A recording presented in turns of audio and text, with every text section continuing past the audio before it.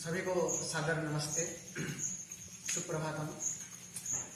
आज हम संत कबीरदास जी के जो दोहे के दो दोहा बच गए थे, उसी का आवृत्ति के साथ आज का क्लास को हम आगे लेंगे।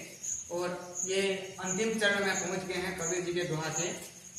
तो जो दो दोहे बचे हैं, ये क्लास में 10 की बात कर रहा हूँ, क्लास 10वीं क्लास के जो पहला चैप्टर का जो संत कबीर जी का जो दोहा है, उसी दोहे के एक दोहा में आपको पढ़ाया था। बाकी जो दो दोहे बच गए हैं, अंतिम चरण है, बस लास्ट दो दोहे हैं, उसी को हम आज पढ़ेंगे। आप ध्यान से सुनेंगे और इसका आवृत्ति करेंगे। जो तो को कांटा बुबई ताही बोए तू फूल, तो फूल को फूल है, बाको है त्रिशूल कबीरा, बाको है त्रिशूल। तब दूसरा वाला, धीरे धीरे रे मना, धीरे सब कुछ होए, माली सींचे सो घड़ा, ऋतु आए फल होए कबीरा, ऋतु आए फल होए। तो ये था कबीर जी का जो दोहा। इस तरह पढ़ाया जाता है, इसको आवृत्ति करना, इसको याद करना, ताकि अपने जीवन में भी इसका कुछ लाभ उठा सके। तो ये जो है, इसका कुछ अर्थ मैंने नीचे लिख दिया है, देख सकते हैं आप। तो को अर्थात तुझको, कांटा कंटक, बुबई बोता है, ताही उसे, बोए बोना, मना मन, सींचे पानी देना, माली पेड़ लगाने वाला, जो पेड़ लगाता है जो, उसे माली बोलते हैं। तो आज हम इसी दोहा को आवृत्ति करेंगे, पढ़ा इसे ध्यान से सुन लें। जोतो को कांटा बुबई। तो कबीर जी ने यह अच्छी तरह हमने समझा दिया है कि जो मनुष्य, यह सत्य प्रमाणित है कि अच्छे काम करने वालों को अच्छा फल मिलता है।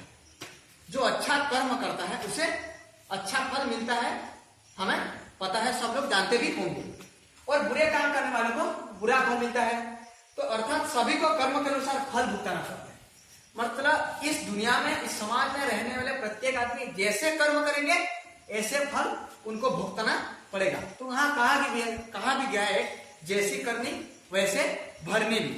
तो कबीर के कहने का अर्थ है कि यहाँ जो तो को कांटा बुबई, अर्थात हे मनुष्य, हे आदमी, जो तो को कांटा बुबई, जो तेरे रास्ते में कांटा बोता है, अर्थात तेरे रास्ते में जो कंटक बिछा देता है, ताही बोए तो फूल, तू उसी के रास्ते में क्या कर, जाके फूल बिछा दे।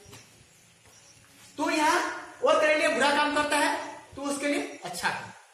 तो यहाँ कहा गया है, जो तेरे रास्ते में कांटा बोता है, तू उसी के रास्ते में जाकर फूल बिछा दे। और क्या बोले फिर, तो फूल का फूल है, तो जो फूल बिछाया है, तो तू जो दूसरा के लिए अच्छा किया है, उसका भलाई किया है, बाको त्रिशूल, अर्थात वही फल तुझे ही मिलने वाला है। और वो जो बुरा काम किया है, बाको है त्रिशूल, अर्थात उसका जो बुरा काम जो किया है, उसी बुरा काम करने का फल उसी को ही मिलेगा। ऐसे कबीरदास जी ने यहाँ कहा है। मतलब हुआ कि अच्छा काम करो, अच्छा फल पाओ, ऐसे कबीर जी ने यहाँ वर्णन किया गया है इसी दोहा में। तो ये जो है, तो मनुष्य को क्या करना चाहिए समाज में, जब हम दूसरों का भलाई करते हैं तो हमें भी भलाई होगा, और दूसरों का यदि हम बुराई करेंगे तो हमें भी बुरा ही झेलना पड़ेगा। ये था कबीर जी का पहले दोहा का अर्थ। तो आगे देखो, धीरे धीरे रे मना, धीरे सब कुछ हो, अर्थात ए मन, तू इतना विचलित क्यों होता है। मन देखना, आप अभी यहाँ होता है तो कुछ देर बाद और कहाँ होता है। तो धीरे धीरे रे मना, ए मन, तू धीरे धीरे रहा, भला धीरे सब कुछ होए, सब कुछ धीरे धीरे धीरे धीरे धीरे धीरे ही होता है।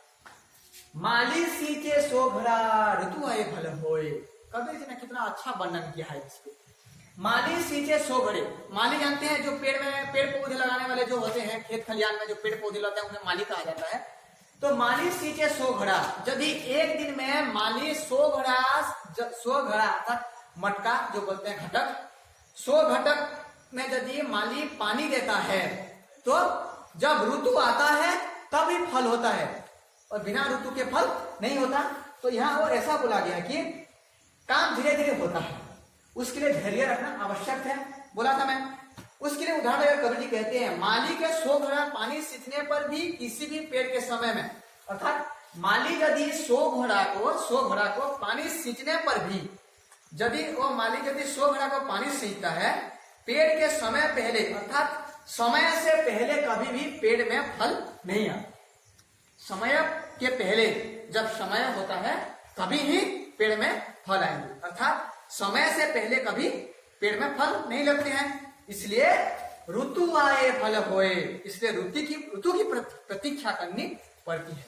तो क्या कहा, वक्त आने से ही पेड़ में फल लगते हैं, समय के पहले पेड़ में फल नहीं लगते, समय आने से ही उसी पेड़ में फल लगते हैं। तो हमें क्या करना चाहिए, विचलित न होकर हमारा मन को एकत्रित करके क्या करना चाहिए, एकता में अर्थात एक जगह पर रखकर हर एक काम जब करते हैं तो धीरे धीरे करना चाहिए। कभी धैर्य रखना चाहिए मन पे, कभी उत्तेजित नहीं होना चाहिए। इसलिए यहाँ कबीर जी ने इस तरह के उदाहरण देते हुए हम लोगों को समझाया। तो बच्चों ये था कबीर जी का 2 दोहा। इनके विषय में इस दोहा का तो आप अर्थ समझ गए होंगे। हाँ, यदि नहीं समझे होंगे तो उसी मतलब जो है हमारा हिंदी पुस्तक के 2 और 3 चैप्टर में उसका अर्थ भी विस्तृत रूप से दिया गया है, उसमें आप पढ़ सकते हैं, जान सकते हैं। और फिर भी यदि आपको समझ में नहीं आता होगा तो आप हमसे जरूर संपर्क कर सकते हैं और हमें पूछ सकते हैं। तो आगे हम फिर इसका प्रश्नावली करेंगे, प्रश्न और अभ्यास करेंगे कल। तो आज का क्लास को मैं यहाँ विराम देता हूँ। धन्यवाद।